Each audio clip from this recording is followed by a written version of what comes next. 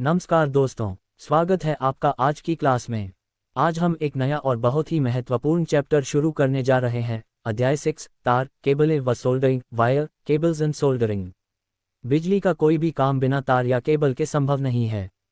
चाहे घर की वायरिंग हो या बड़ी बड़ी ट्रांसमिशन लाइनें, हर जगह करंट को ले जाने के लिए हमें चालक यानी कंडक्टर की जरूरत पड़ती है। आज हम तार और केबल के बीच का अंतर समझेंगे, अलग अलग प्रकार के जोड़ों जॉइंट्स के बारे में जानेंगे और सोल्डरिंग कैसे की जाती है इसे विस्तार से सीखेंगे। तो अपनी नोटबुक तैयार रखिए और ध्यान से सुनिए। सबसे पहले समझते हैं कि तार वायर क्या है। साधारण भाषा में एक ऐसा चालक जो करंट को एक जगह से दूसरी जगह ले जा सके तार कहलाता है। ये ठोस सॉलिड भी हो सकता है और रेशेदार स्ट्रैंडेड भी। अगर इस पर इंसुलेशन रबर या प्लास्टिक नहीं है तो इसे नंगा तार बेयर वायर कहते हैं, और अगर इंसुलेशन चढ़ा है तो ये केबल बन जाता है। अब बात करते हैं विद्युत तारों के प्रकार की। अलग अलग काम के लिए अलग अलग तार बने हैं। नंगा तांबे का तार बेयर कॉपर वायर, ये कठोर खींचा हुआ तांबे का तार होता है। इस पर कोई इंसुलेशन नहीं होता। इसका उपयोग ओवरहेड लाइनों में होता है, जैसे खंभों पर, ताकि ये गर्मी और बारिश झेल सके।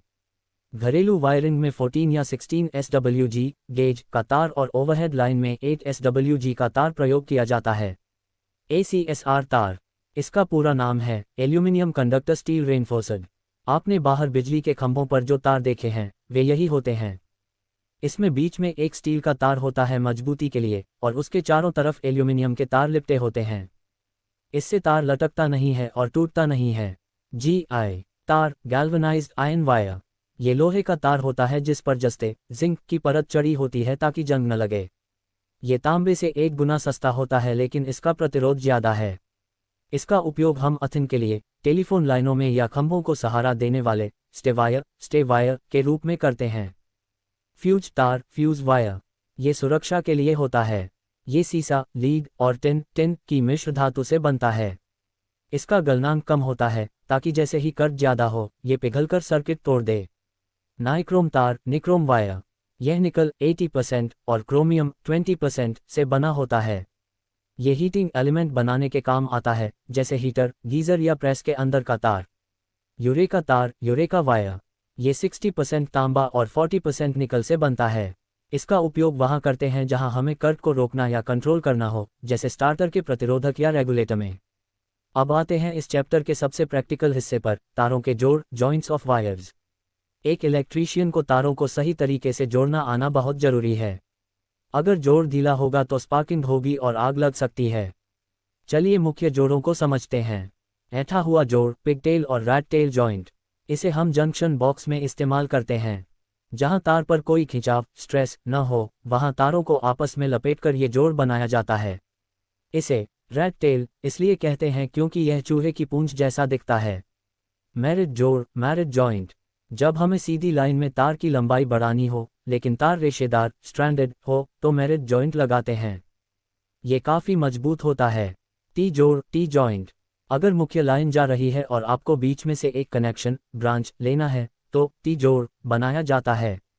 यह अंग्रेजी के अक्षर टी जैसा दिखता है। ओवरहेड लाइनों में इसे सर्विस लाइन लेने के लिए इस्तेमाल करते हैं।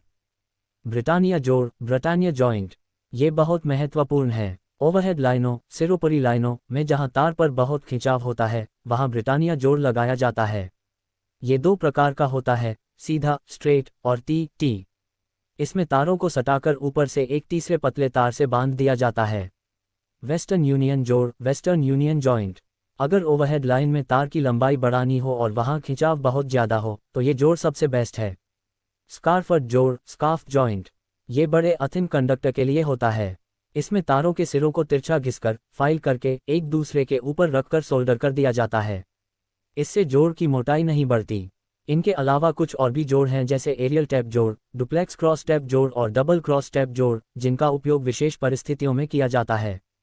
अब समझते हैं केबल के बारे में। तार और केबल में फ़र्क क्या है। जब तार के ऊपर इंसुलेशन रबर या प्लास्टिक चढ़ा दिया जाता है तो वह केबल बन जाता है। केबल के मुख्य 3 भाग होते हैं। चालक कंडक्टर, बीच का वह हिस्सा तांबा या एल्यूमिनियम जिसमें से करंट बहता है। इंसुलेशन, चालक के ऊपर चढ़ा रबर या PVC का कवर ताकि करंट बाहर न आए और हमें झटका न लगे। सुरक्षा परत, प्रोटेक्टिव कवरिंग, इंसुलेशन को कटने फटने या धूप बारिश से बचाने के लिए ऊपर से एक और परत होती है। केबल चुनते समय हमें कुछ बातों का ध्यान रखना पड़ता है, जैसे वहाँ का वातावरण कैसा है, गर्मी, नमी या तेल, वोल्टेज कितना है, लो या हाई वोल्टेज, और लोड कितना है। केबल की क्षमता, करंट रेटिंग, इस बात पर निर्भर करती है कि वह कितना गर्म हो सकता है। अगर करंट क्षमता से ज़्यादा बहेगा तो इंसुलेशन पिघल जाएगा। केबल के इंसुलेशन भी कई तरह के होते हैं। VIR, वल्कनाइज्ड इंडियन रबर, इसमें रबर में गंधक, सल्फर मिलाकर मजबूत बनाया जाता है। CTS या TRS, ये कठोर रबर होता है जो नमी वाली जगहों के लिए अच्छा है। PVC, पॉलीविनाइल क्लोराइड, आजकल सबसे ज़्यादा यही चलता है। यह आग, नमी और रसायनों से सुरक्षित रहता है। लीड शीट, जहां बहुत नमी हो या जमीन के अंदर, वहां केबल के ऊपर सीसे, लीड की परत चढ़ाई जाती है। तार जोड़ने का आधुनिक तरीका है क्रिम्पिंग। पहले हम तारों को मोड़कर टेप लगाते थे, लेकिन अब हम केबल के सिरे पर एक लग या थिम्बल लगाते हैं और उसे क्रिम्पिंग टूल से दबा देते हैं।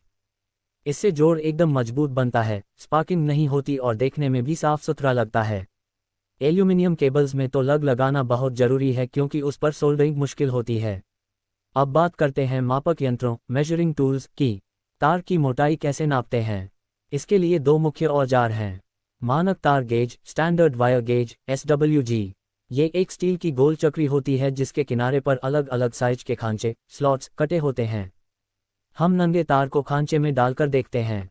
जिस खांचे में तार सही फिट आता है वही उसका गेज नंबर होता है। याद रखिए, गेज नंबर जितना बड़ा होगा तार उतना ही पतला होगा। जैसे 36 SWG का तार बाल जैसा पतला होता है और 1 SWG का तार बहुत मोटा होता है। माइक्रोमीटर, अगर हमें तार का व्यास, डायमीटर बहुत ही सटीकता से नापना हो तो हम माइक्रोमीटर का उपयोग करते हैं। यह 0.01 मिलीमीटर्स तक की शुद्धता से नाप सकता है। इसे चलाते समय कुछ बातों का ध्यान रखें। हमेशा रैचेट स्टॉप का इस्तेमाल करें घुमाने के लिए। जब चट की आवाज़ आए तो रुक जाएं। तार को एनवल और स्पिंडल के बीच रखें। रीडिंग लेते समय मेन स्केल और थिम्बल स्केल दोनों को पढ़ें। अंत में थोड़ा अंडरग्राउंड केबल के बारे में भी जान लेते हैं। शहरों में भीड़ भाड़ वाली जगहों पर हम ओवरहेड लाइन नहीं बिछा सकते, वहां जमीन के नीचे केबल बिछाई जाती है। इन केबल्स में कई परतें होती हैं, जैसे चालक, इंसुलेशन, लीड शीट नमी रोकने के लिए, और आर्मरिंग लोहे की जाली चोट से बचाने के लिए। तार विद्युत धारा को एक स्थान से दूसरे स्थान तक ले जाने के लिए जिस धातु के चालक का प्रयोग किया जाता है उसे तार कहते हैं। एक तार नंगा भी हो सकता है और इंसुलेशन वाला भी। अगर तार पर इंसुलेशन चढ़ा हो तो उसे केबल कहा जाता है। वैद्युतिक तार के प्रकार, बिजली के कार्यों में अलग अलग जरूरतों के हिसाब से कई प्रकार के तार उपयोग होते हैं। नंगा तांबे का तार, ये कठोर खींचा हुआ तांबे का तार होता है। इस पर कोई इंसुलेशन नहीं होता। इसका प्रयोग सिरोपरी लाइनों यानी ओवरहेड लाइनों में किया जाता है। घरेलू वायरिंग में 14 या 16 SWG का तार और ओवरहेड लाइन में 8 SWG का तार उपयोग होता है। ACSR तार, इसका पूरा नाम एल्यूमिनियम कंडक्टर स्टील रेनफोर्स्ड है। इसमें बीच में एक स्टील का तार होता है और उसके चारों तरफ एल्यूमिनियम के तार लिपटे होते हैं। स्टील के कारण इसकी मजबूती बढ़ जाती है, जिससे लाइनों में झोल कम आता है। यह आपको ट्रांसमिशन लाइनों में देखने को मिलता है। GI तार, ये लोहे का तार होता है जिस पर जंग से बचाने के लिए जस्ते की परत चढ़ाई जाती है। ये तांबे से बहुत सस्ता होता है लेकिन इसका प्रतिरोध ज़्यादा है। इसका उपयोग अर्थिंग, टेलीफोन लाइनों और स्टे वायर के रूप में किया जाता है। फ्यूज तार, ये सीसा और टिन की मिश्र धातु से बना होता है। इसका गलनांक कम होता है ताकि करंट बढ़ने पर यह पिघलकर परिपथ को सुरक्षित कर दे। नाइक्रोम तार, यह निकल और क्रोमियम की मिश्र धातु है। इसका उपयोग हीटिंग एलिमेंट बनाने के लिए होता है, जैसे हीटर, प्रेस और केतली में। यूरेका तार, ये 60% तांबा और 40% निकल से बनता है। इसका उपयोग प्रतिरोधक और रियोस्टेट बनाने में होता है क्योंकि यह अधिक ऊष्मा सह सकता है। वायरिंग में तारों को सही तरीके से जोड़ना बहुत जरूरी है। अगर जोड़ ढीला होगा तो स्पार्किंग होगी।